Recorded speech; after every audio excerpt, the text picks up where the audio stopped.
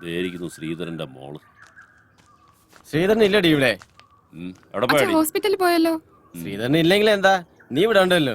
സുഖമല്ലേ അടി? ഇവിടെ വാടി, അടുത്ത്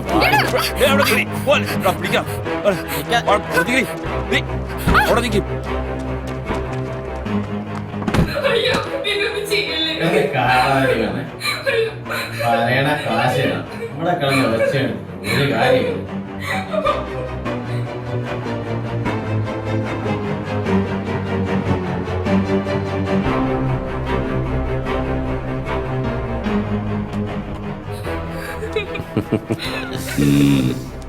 ഒന്നിങ്ങട് എങ്ങനുണ്ട്? ചെല്ല് ചെല്ല്, സൂപ്പറാണ്.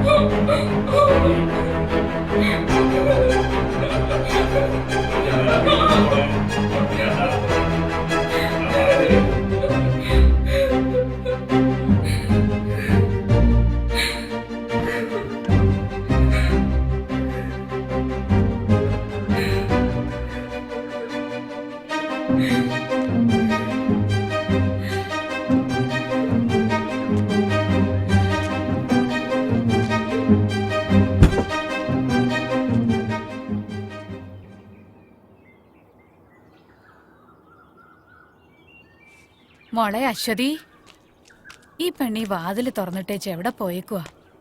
മോളെ മോളെ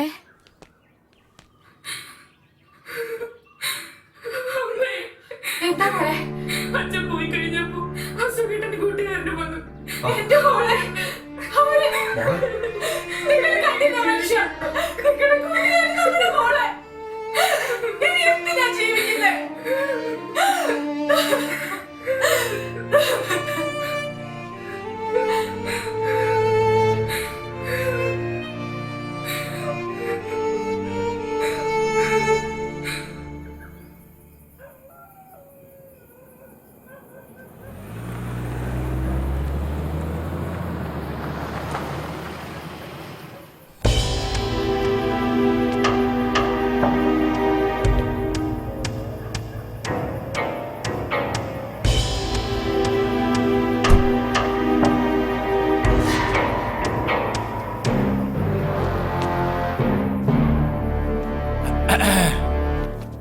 അയ്യോ ഇതാരാ പാപ്പച്ചായ?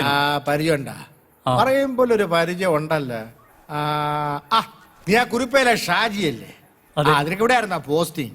അതെ, ഇവിടെ ഇരിക്കടാ, ഇരി.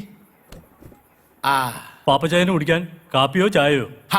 ഇപ്പൊ വേണ്ടടാവേ, പിരിയും. എടാവേ, പിന്നെ ഞാൻ വന്നത് ദൈ കൃഷ്ണക്കുറുപ്പിനെ കൊണ്ടുപോവാനാ. നീയേ അവനെ അങ്ങ് വിട്ടേരെ.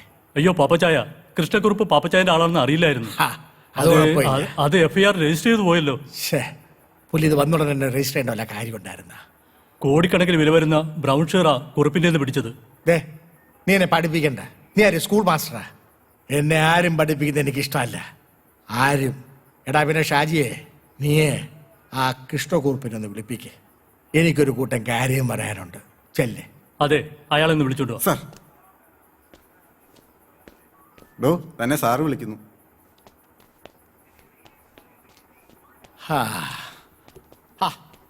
നീ ഒരു ദിവസം കൊണ്ടങ്ങ് ഓഞ്ഞു പോയല്ലോ.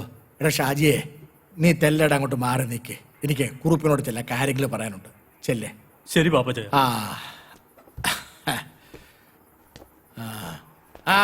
നിന്നോട് ഇനി പ്രത്യേകം പറയണോ?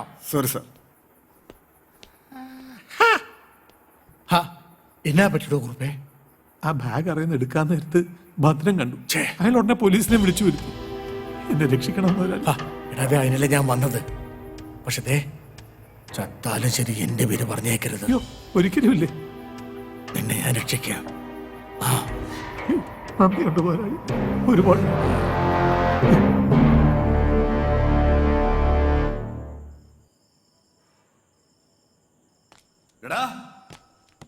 എടാ പട്ടികളെ, നിങ്ങൾ എന്റെ മകളെ. അപ്പൊ ആ വിവരം അവള് തന്നോട് പറഞ്ഞു അല്ലേ? ഞങ്ങൾ വിചാരിച്ചു പറയില്ലെന്ന്. ക്ഷമിക്കടോ, അതിനുള്ള കാശ് അങ്ങ് തരാം. എന്റെ മകൾക്ക് നഷ്ടപ്പെട്ട മാനം നിങ്ങൾക്ക് തിരിച്ചു തരാൻ പറ്റുമോ? അതിന് താൻ എത്ര പേരുടെ മാനം കളഞ്ഞിട്ടുണ്ട്? അതിന്റെയൊക്കെ ശിക്ഷയാന്ന് കരുതിക്കൂ. നിനക്കൊക്കെ അറിയാമോ, ഞാനൊരു നല്ല കുടുംബത്തിൽ ജനിച്ചവനായിരുന്നു, ഒരു പോലീസുകാരനായിരുന്നു. കൊള്ളാം. എന്റെ സഹോദരങ്ങളെ പഠിപ്പിച്ചൊരു നിലയിലാക്കിയപ്പോ ഞാൻ ഒന്നുമില്ലാത്തവനായിപ്പോയി. ഒന്നും. എന്റെ മേലോഫീസർക്ക് പെണ്ണു കൂട്ടി കൊടുക്കണമെന്ന് പറഞ്ഞപ്പോ ഞാൻ ആ ജോലി രാജിവെച്ചു. സ്വന്തമായ ഒരു കിടപ്പാടം പോലും ഇല്ലാത്ത ഞാൻ എന്റെയും എന്റെ കുടുംബത്തിന്റെയും പട്ടിണിയും ദാരിദ്ര്യവും കണ്ട് ഒരു ബലഹീന നിമിഷത്തിൽ ഞാനൊരു കൂട്ടിക്കൊടുപ്പുകാരനായി. കൈ നിറയെ കാശ് വന്നപ്പോ ഞാൻ എല്ലാം മറന്നു. ഒരു കൂട്ടിക്കൊടുപ്പുകാരനും ഈ ജോലി ഇഷ്ടപ്പെട്ട് ചെയ്യുന്നതല്ല, വയറ് പിഴയ്ക്കാൻ വേണ്ടി ചെയ്യുന്നതാ. പക്ഷെ ശ്രീധരൻ സ്വന്തം മകളെയും ഭാര്യയും കൂട്ടിക്കൊടുത്തിട്ടില്ല. ശ്രീധര, ഞാനാരെന്നറിയാലോ, കോഴിക്കോട് മേയറുടെ മകനാ. നിന്റെ മകളെ നീ പീഡിപ്പിച്ചെന്ന് പറഞ്ഞ് നിന്റെ പേരിൽ കേസ് ഉണ്ടാക്കി നിന്നെ ഞാൻ അകത്താക്കും. വല്ല കാശും വേണമെങ്കിൽ വാങ്ങിച്ചോണ്ട് പോടാ. എന്നിട്ട് മോക്ക് വല്ല പൊറോട്ട ഇറച്ചി വാങ്ങിച്ചു കൊടു. അവളൊന്ന് തുടുക്കട്ടാ. തന്റെ മകളാണെന്ന് തന്നോട് പറയാതിരിക്കാൻ പറ്റില്ല. സൂപ്പർ. എടാ പട്ടികളെ, നീ എന്നാടാ ചെറ്റ ബ്രോക്കറെ പറഞ്ഞത്?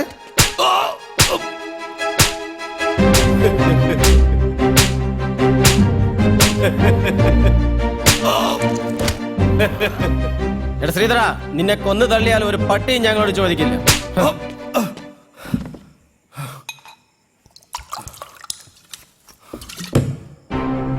എടാ പട്ടികളെ, നിന്നെ ഒന്നും തല്ലി തോപ്പിക്കാനാവില്ലെന്ന് എനിക്കറിയാമായിരുന്നടാ. ശ്രീധരൻ ചേട്ടാ, പക്ഷെ എനിക്ക് ചങ്കൂറ്റമുണ്ട്. ശ്രീധരൻ ചേട്ടാ, ഞങ്ങളെ കൊല്ലല്ലേ. പന്ന ചെറ്റകളെ, ഇപ്പൊ ചേട്ടനായോടാ. ഇത്രയും നേരം ശ്രീധരനായിരുന്നു. ദാ ഇത് കണ്ടോ? ശ്രീധരൻ ചേട്ടാ, ഞങ്ങളെ കൊല്ലല്ലേ. 9 മാസം ഞാൻ ഇതിൽ പണി പഠിച്ചവനാ. എനിക്കുന്നം തെറ്റില്ല. ശ്രീധരൻ ചേട്ടാ, ഞങ്ങൾക്ക് പറ്റിപ്പോയി. എടാ പ്രവീണേ, നീ എന്റെ മോളെ പറ്റി എന്നാ പറഞ്ഞത്? പറയടാ, പറയടാ. സൂപ്പർ സൂപ്പറാ. മകള് മാത്രമല്ലടാ, ഞാനും സൂപ്പറാ.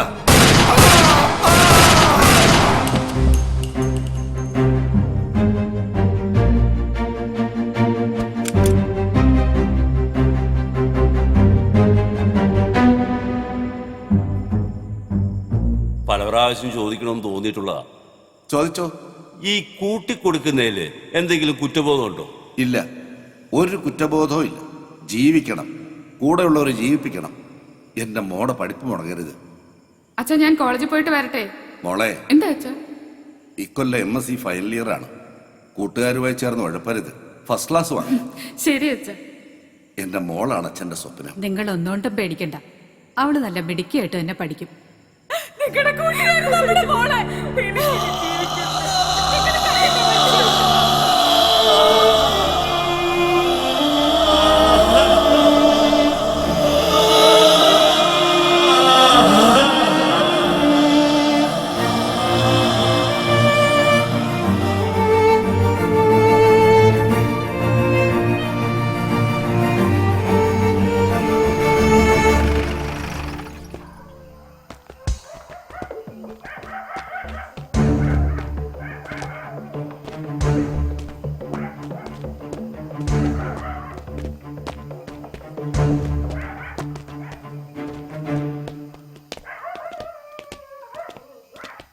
ശ്രീധര, എടാ ശ്രീധര, കഥ തുറക്കടാ.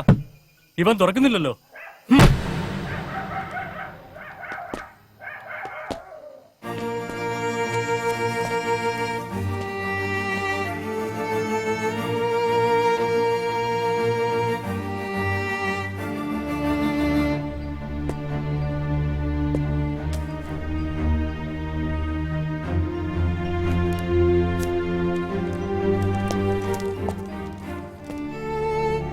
നിങ്ങൾ ഗോഡൌണിൽ കണ്ട ശവശരീരങ്ങൾ രണ്ടും ഞാൻ ജീവനോടെ കൊന്ന ദുഷ്ടന്മാരുടേതാണ്. അവരെ കൊന്നിട്ട് ഇവിടെ ജീവിക്കാൻ ഒക്കില്ലെന്ന് ഉത്തമ ബോധ്യമുള്ളതിനാൽ ഞാനും എന്റെ കുടുംബവും മരണം വരിക്കുന്നു. ഇതിൽ ആരും ഉത്തരവാദികളല്ല എന്ന് സ്വന്തം ശ്രീധരൻ.